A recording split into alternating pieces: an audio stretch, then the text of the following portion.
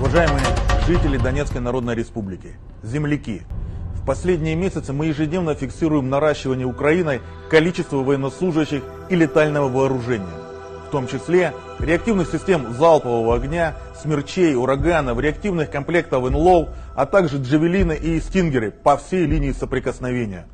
Сегодня их орудия нацелены на мирных граждан, на нас и наших детей.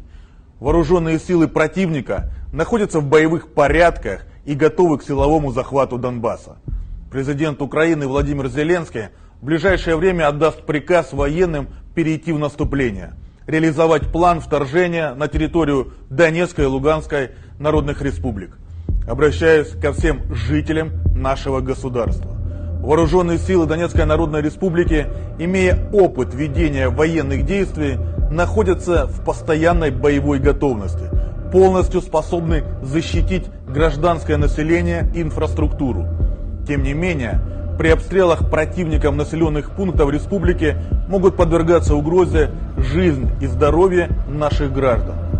Поэтому с сегодняшнего дня, 18 февраля, организован массовый централизованный выезд населения в Российскую Федерацию.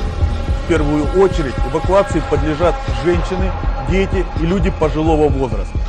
Убедительная просьба прислушаться и принять правильное решение.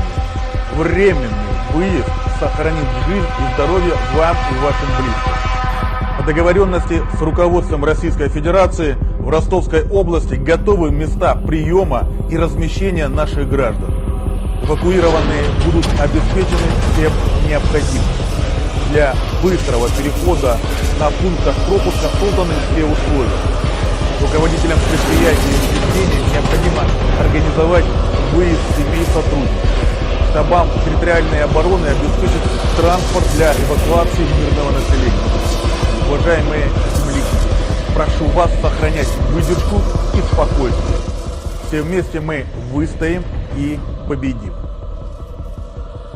Уважаемые жители республики, товарищи, друзья, вопреки здравому смыслу и международным договоренностям, противник продолжает сосредотачивать живую силу и тяжелую технику вдоль всей линии боевого соприкосновения. На текущий момент противником уже сформирована внушительная ударная группировка.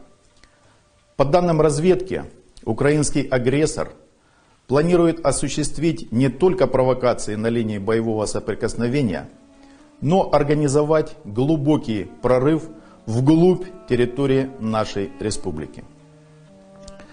Мы готовы защищать свои семьи, свои дома, свою землю. Все необходимые распоряжения народной милиции, ЛНР, правоохранительным органам республики мною уже отданы. С целью недопущения жертв среди мирного населения призываю жителей республики, не имеющих мобилизационных предписаний, а также не задействованных в жизнеобеспечении социальной и гражданской инфраструктуры, в кратчайшие сроки выехать на территорию Российской Федерации. Поручаю главам территории, правоохранительным органам, чрезвычайным службам обеспечить организованную эвакуацию социальных объектов и помочь населению в доставке к пограничным пунктам пропуска. Российская Федерация готова обеспечить организованный прием и размещение на своей территории жителей Луганской Народной Республики. Еще раз обращаюсь ко всем мужчинам, способным держать в руках оружие, встать на защиту своей земли.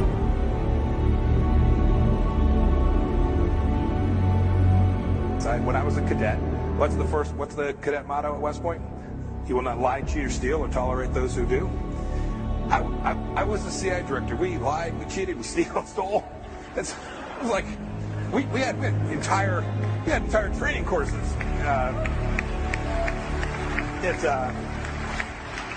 It reminds you of the glory of the American experiment. But let me be clear. I am here today not to start a war, but to prevent one.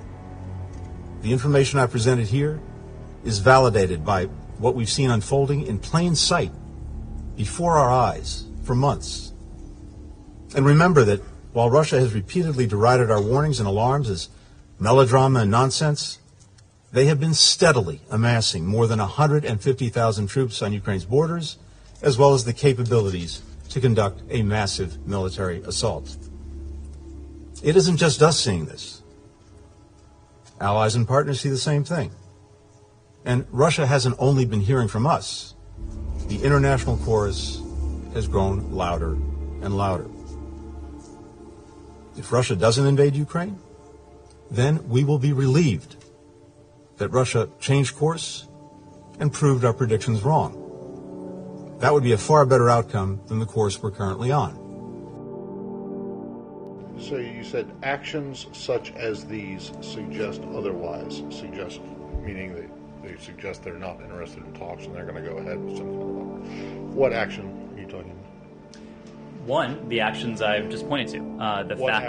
The fact that Russia continues to engage in disinformation campaigns. You made an allegation that they might do that. Have they actually done it? What we know, Matt, is what I've just said, that they have engaged in this activity, in this planning activity. But let me because obviously this is not the first time we've made these reports public. You'll remember that just a few weeks ago. I'm sorry, made what report public? If you'll let me finish, I will tell you what report we made public. We told you a few weeks ago that we have information indicating Russia also has already prepositioned a group of operatives to conduct a false flag operation in eastern Ukraine. So that, Matt, to your question, is an action that Russia has already taken. It's an action that you say that they have taken, but you have shown no evidence to confirm that. And I'm going to get to the next question here, which is, what is the evidence that they... I mean, this is like crisis actors, really? This is like Alex Jones territory you're getting into now. What evidence do you have to support the idea that there is some propaganda film in the making? Matt, this is derived from information known to the U.S. government, intelligence information that we have declassified. I think you know... Okay, well, where is it? Where is this information? It is intelligence information that we have declassified. Well, where is it? Where's the declassified information? I just delivered it. No, you made a series of allegations and statements. Would you like us to print it out the topper? Because you will see a transcript of this briefing that you can print out for yourself. That's not evidence, Ned. That's you saying it. That's not evidence. I'm sorry. What would you like, Matt? I would like to see some proof that you can show that Matt, you have been that shows that the Russians are doing this. Ned, I've been doing this for a long time. I know, that was my point. You have been doing this for quite a while. You know that when we declassify intelligence information, we do so in a means. We do so with an eye to protecting sources and methods. Not going to fall. I remember a lot of things. So where is the declassified information from you coming out here and saying? Matt, I'm sorry you don't like the format, but we have declassified. It's not the format; it's the content. I'm sorry you don't like the content. I'm sorry you are doubting the information that is in the possession of the U.S. government. No, what I'm telling you is that this is information that's available to us. We are making it available to you in order for a couple reasons. One is to attempt to deter the Russians from going ahead with this activity. Two, in the event we're not able to do that, in the event the Russians do go ahead with this, to make it clear as day, to lay bare the fact that this has always been an attempt on the part of the Russian Federation to fabricate a pretext. Yeah, but you don't have any evidence to back it up other than what you're saying. It's like you're saying, we think we have information the Russians may do this, but you won't tell us what the information is. And then when you're asked... That is the idea behind deterrence, Matt. That is the idea behind deterrence. It is our hope that the Russians don't go forward with this. You say, I just gave it to you. But that's not what you seem not to understand. You seem not to understand the idea of deterrence. We are trying to deter the Russians from moving forward with this type of activity. That is why we're making it public today. If the Russians don't go forward with this, that is not ipso facto an indication that they never had plans to do so. But then it's unprovable. My God. What is the evidence that you have that suggests that the Russians are even planning this? Matt, I'm not saying that they're not, but you just come out and say Pues en esa Crimea que ha votado abrumadoramente sí a la secesión de Ucrania y a su unión con Rusia. Está Óscar Mijayo, enviado especial de Televisión Española. Óscar, buenos días. A partir de este momento, ¿cuáles son los plazos para hacer oficial la anexión a la Federación Rusa? Bueno, pues todo indica que podría ser muy breve, porque las nuevas autoridades de Crimea han decidido acelerarlos lo más posible. De hecho, en unos minutos, a las 10 de la mañana hora local, las 11 hora española, podría comenzar, si no antes, una sesión extraordinaria del Parlamento en el que se van a ratificar los resultados de la consulta de ayer, que las autoridades crimeas han calificado de victoria aplastante para los partidarios de unirse con Moscú. Después se va a enviar una delegación especial que podría llegar a Moscú incluso esta misma mañana para presentar oficialmente su solicitud de integración en la Federación Rusa. Y más tarde abriría el camino para que se empezara a preparar un tratado bilateral en el que tanto la nueva República Independiente de Crimea o la autoproclamada República Independiente de Crimea con la Federación Rusa establecieran los términos de la integración y de la posterior relación entre ambas repúblicas. Y finalmente habría una votación en el Parlamento ruso entre las dos cámaras y es un trámite que debería durar podría durar en condiciones normales varios meses, pero que tanto los rusos como los crimeos han dicho que podría estar listo en tan solo unos días.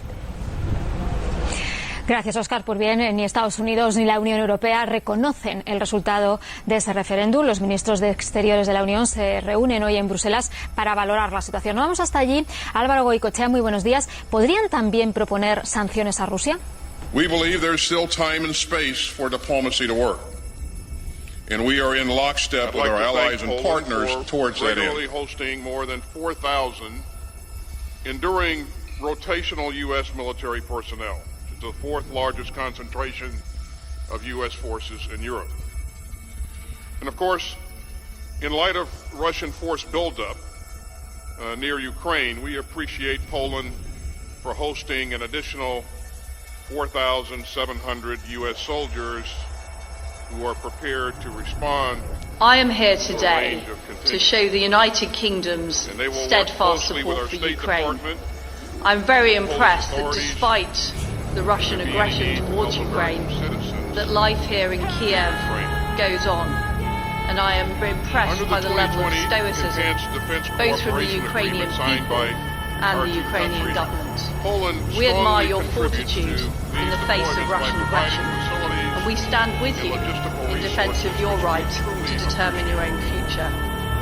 We're very proud, as the United Kingdom, to be at the forefront of support for Ukraine. We've provided defensive weapons, and we've trained 22,000 members of the Ukrainian army. And when the Prime Minister visited Kiev earlier this month, he announced we're providing 88 million to support Ukraine's democracy and energy independence. Today, I can announce the next component of our support, increasing our funding for these projects to a value of £100 million. I'm also proud, together with Dmytro, to be launching our new trilateral partnership with Poland and Ukraine. We will intensify work on defence and security, sanctions, energy security, and countering disinformation. And this demonstrates that the United Kingdom is willing and ready to stand shoulder to shoulder with allies across Eastern and Central Europe.